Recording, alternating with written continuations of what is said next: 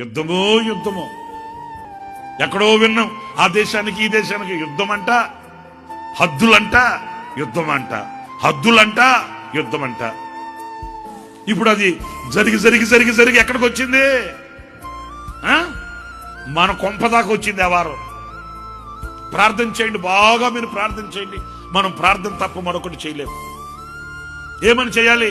మన దేశ క్షేమము కొరకు, మన దేశ సరిహద్దుల కొరకు, మన దేశం యొక్క సుభిక్ష కొరకు, మన దేశ సరిహద్దులలో ఉన్న పౌరుల కొరకు లేక సైనికుల కొరకు మీరు బాగా ప్రార్థన చేయాలి. నాయనా, మా దేశాన్ని నువ్వు కాపాడాలి, మా దేశాన్ని ఏ సుభిక్షతో మీరు నడిపించాలి, ఏ శత్రు భయం లేకుండా, ఏ నాశనం అనేది లేకుండా, ఎలాంటి విపత్తులు జరగకుండా మీ కౌగిలిలో నా దేశాన్ని కాపాడు నాయనానని మన దేశం కొరకు మరి చేతులెత్తి ప్రార్థించవలసిన అవసరం ఎంతైనా కూడా ఉంది.